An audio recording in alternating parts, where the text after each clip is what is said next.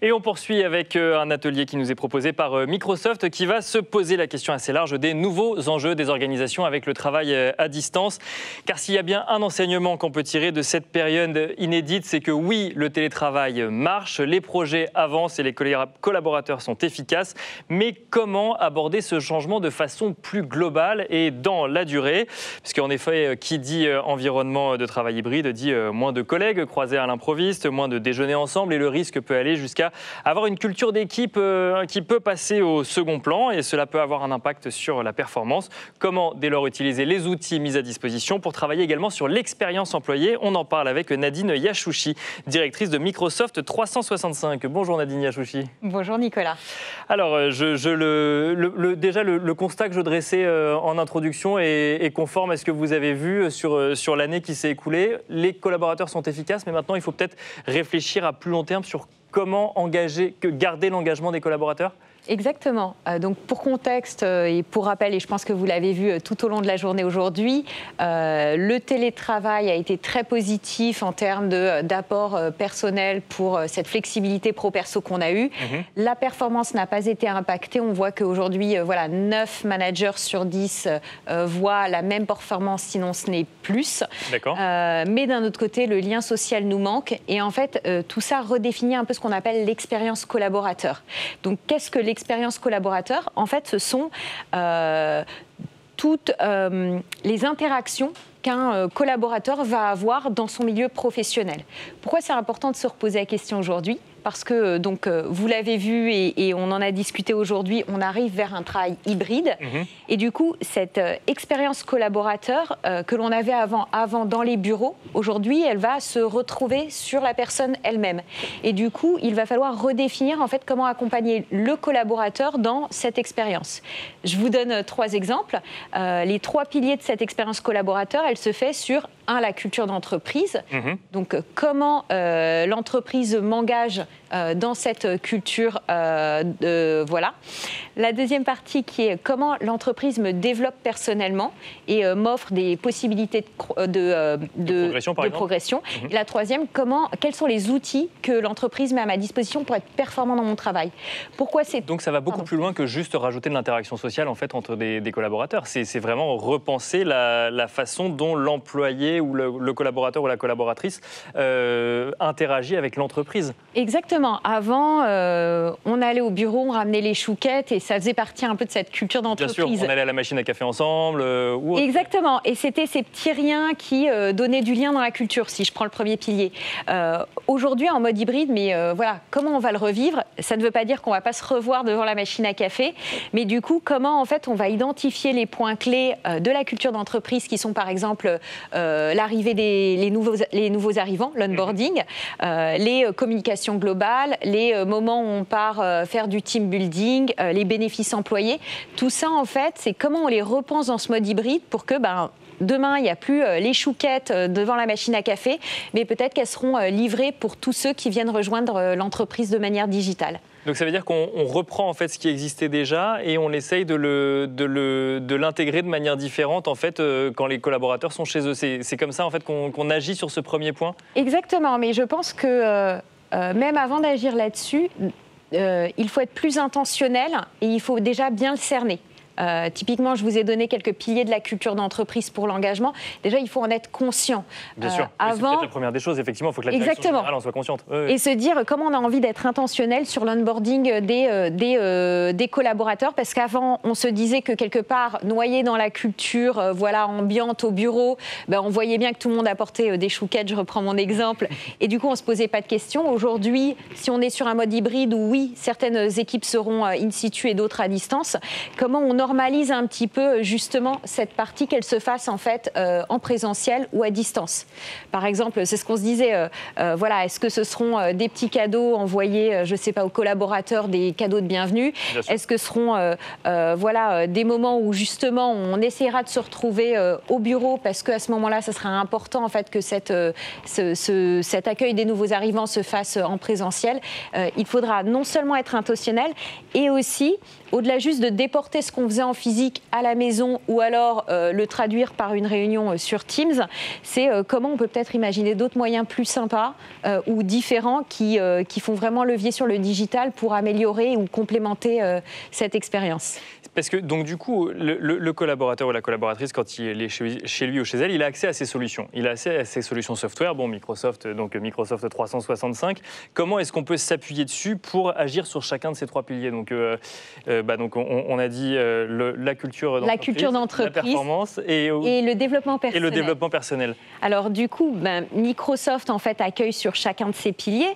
D'une part parce que M365 qui est un hub collaboratif, un hub de travail, permet justement cette intégration du monde hybride, donc digital et physique, et du coup il permet une continuité d'expérience. Par exemple, votre équipe se retrouve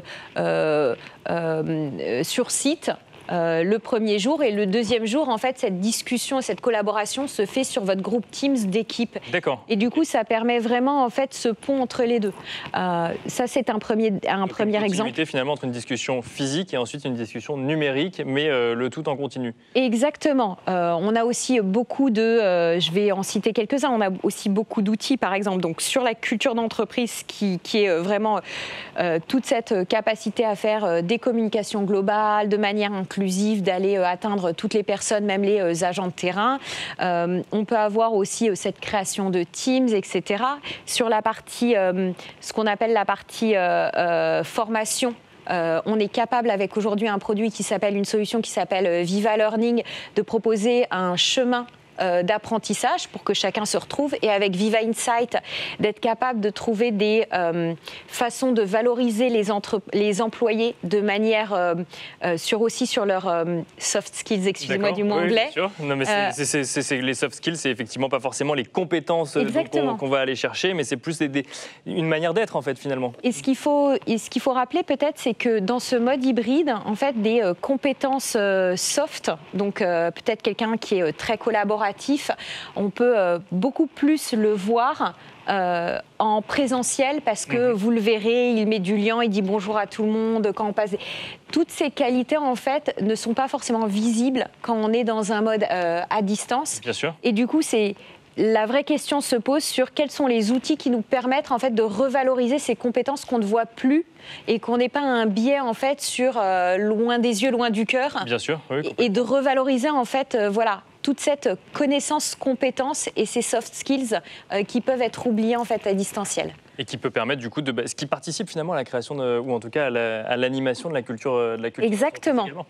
Je voulais rajouter aussi pourquoi cette collaboration et cette expérience collaborateur est aujourd'hui hyper importante. C'est parce qu'on va voir en fait que passer la fin du confinement, je pense qu'il va y avoir un vrai marché de talents.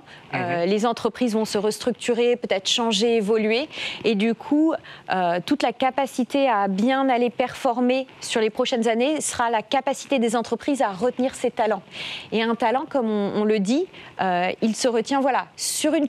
Si vous oubliez, en fait, si vous mettez à côté la partie financière, un talent, en fait, va être capable d'être retenu et d'apprécier, en fait, une entreprise sur sa culture, sur ce qu'elle lui permet. Exactement. Qui va lui être proposé.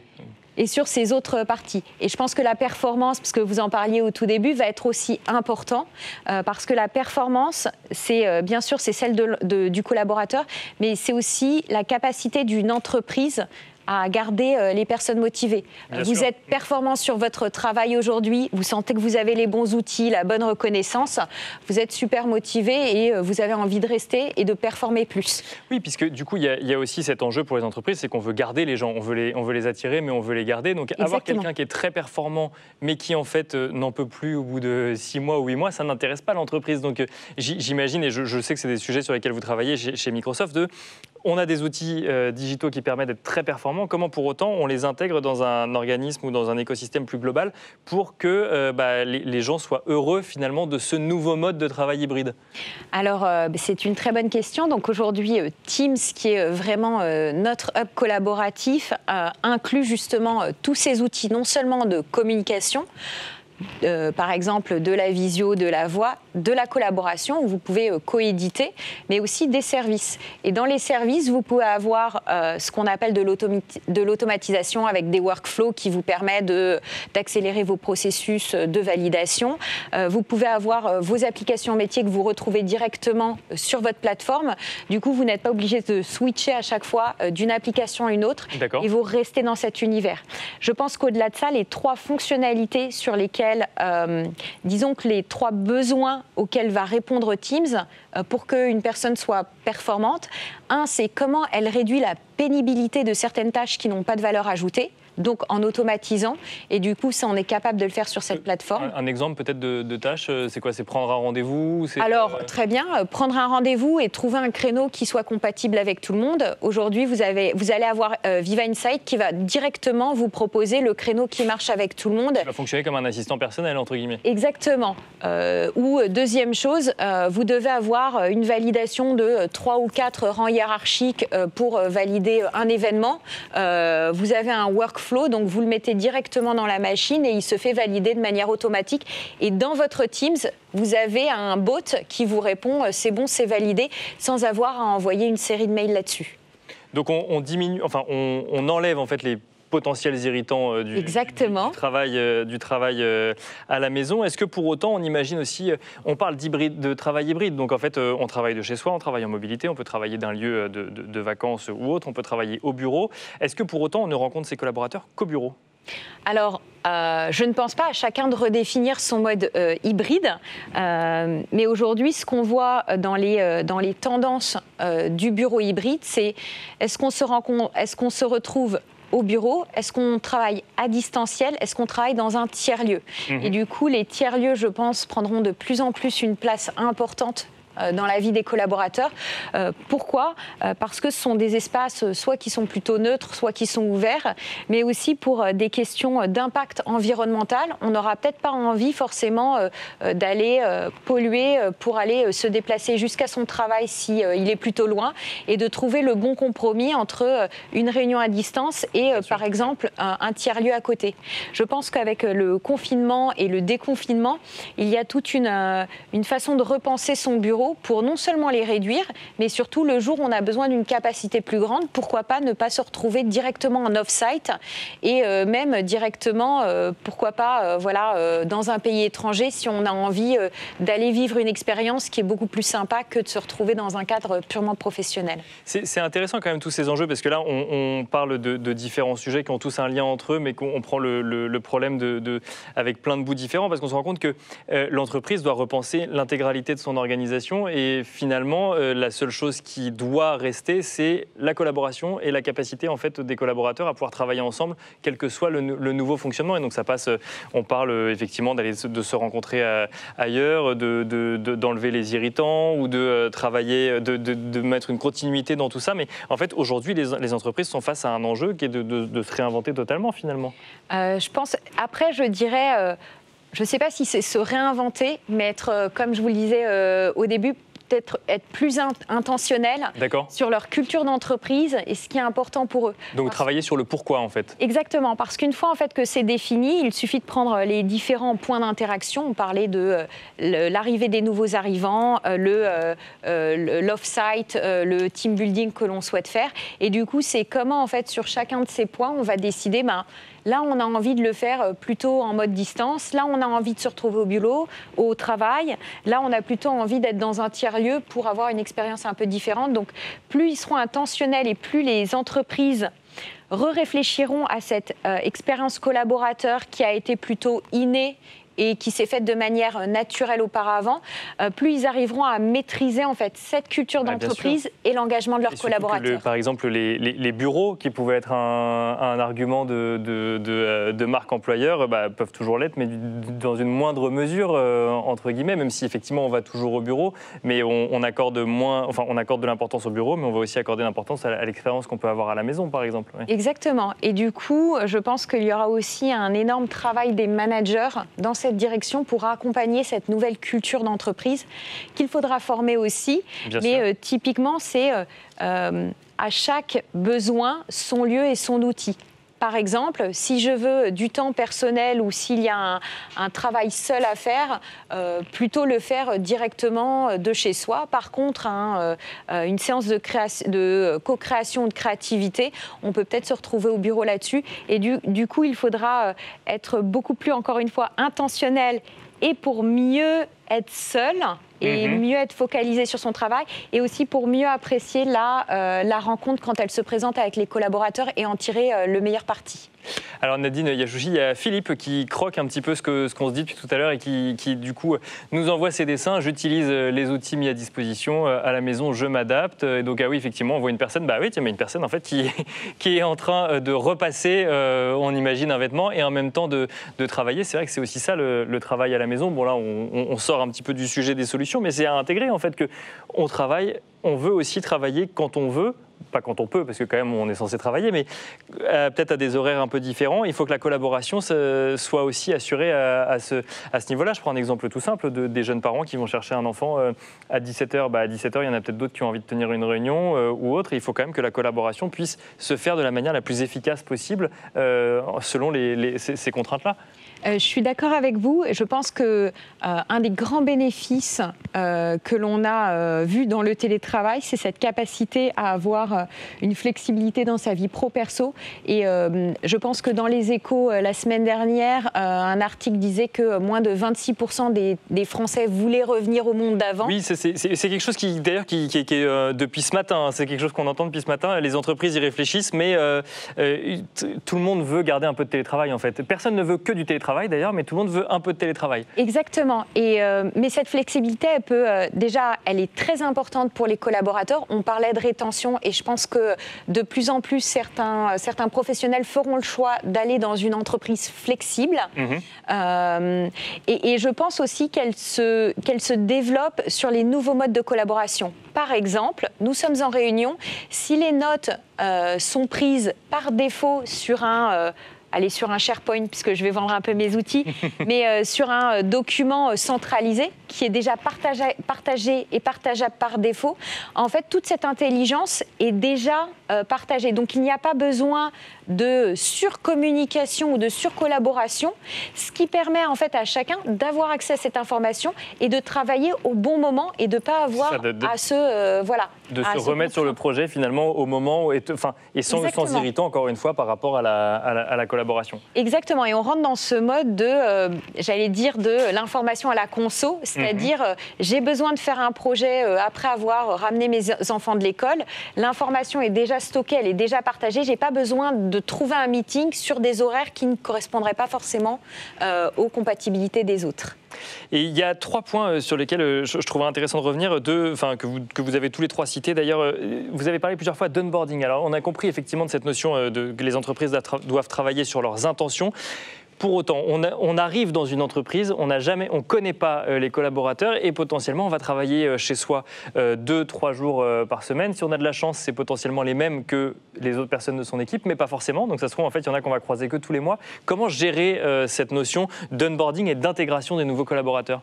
Alors, je vais vous donner un exemple que l'on utilise chez Microsoft et vous avez reçu Agnès ce matin.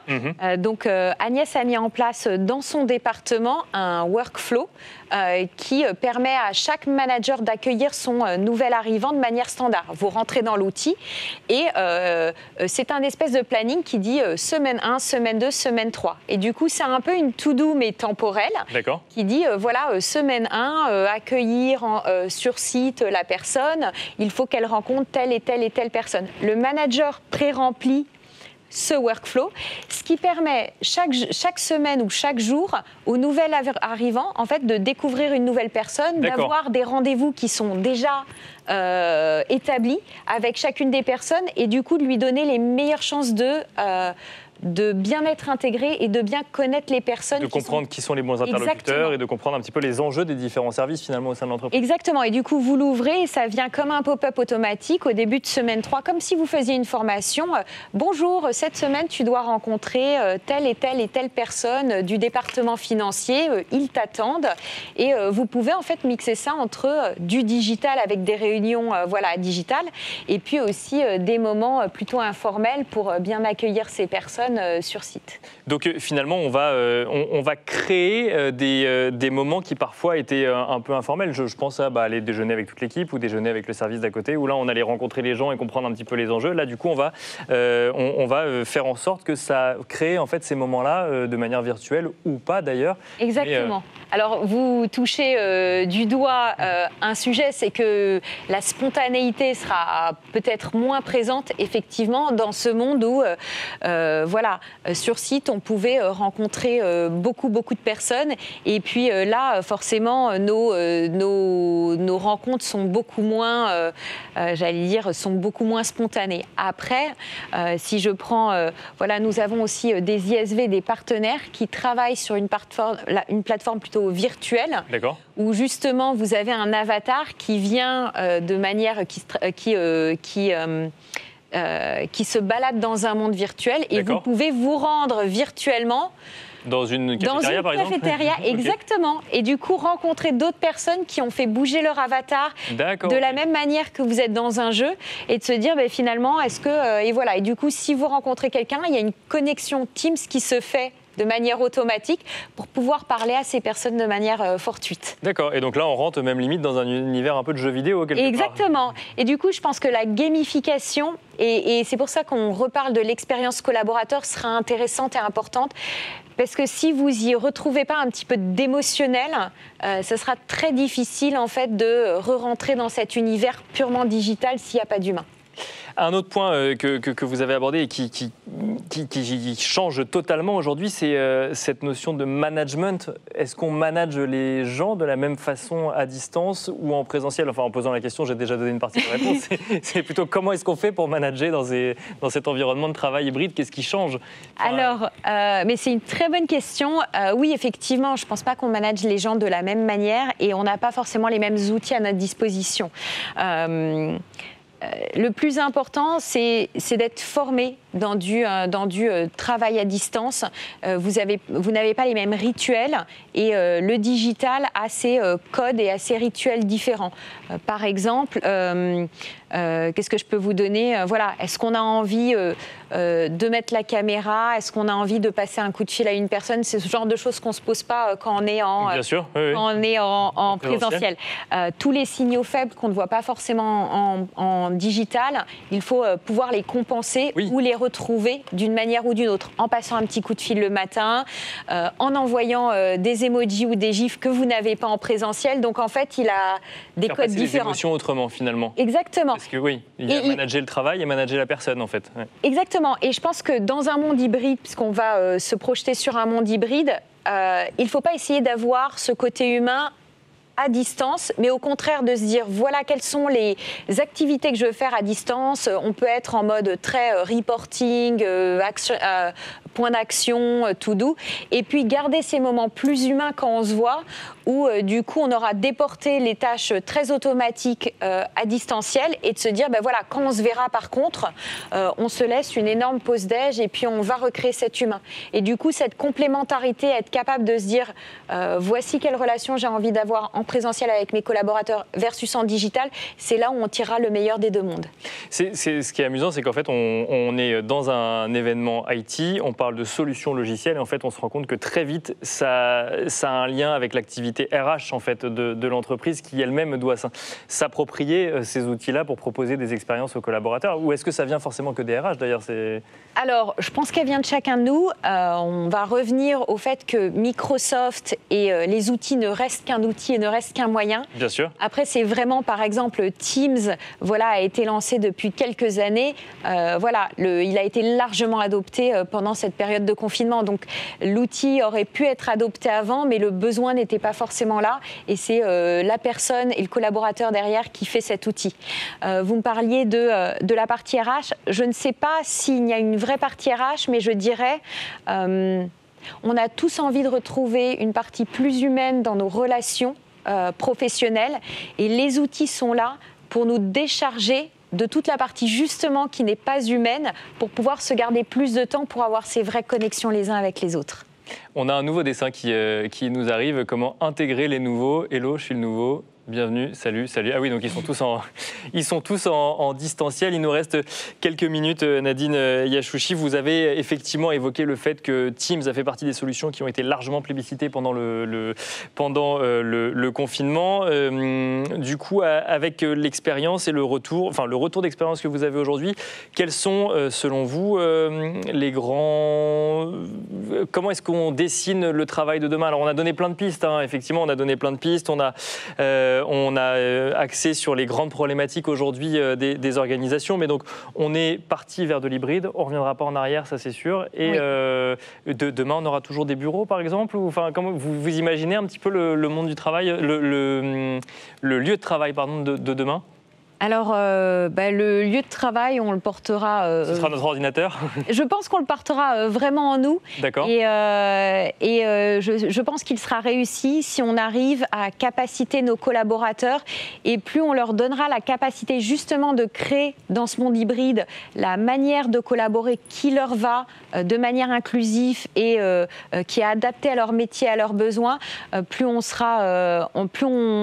aura réussi en fait se parer du travail hybride. Je pense qu'il est avant tout humain et il est avant tout au niveau des collaborateurs plus que de l'entreprise. Donc en fait, on créera son rythme de travail et en fait, chacun aura on sera proactif sur sa façon de travailler finalement. Exactement. Et du coup, ça s'accompagne en éduquant aussi et en formant nos collaborateurs sur de la partie tech. Et puis en bougeant justement et en accompagnant les métiers RH et IT pour que justement ils mettent en place tout ce terreau pour que chaque collaborateur puisse travailler au top de sa performance. Merci beaucoup de nous avoir expliqué tout cela, Nadine Yachouchi. Je rappelle que vous êtes directrice de Microsoft 365. Et merci à vous de nous avoir suivis. C'est la fin de ce workshop où on s'est posé la question et on a apporté pas mal de réponses, ou en tout cas pas mal de réflexions en tout cas, sur les nouveaux enjeux des organisations avec le travail à distance.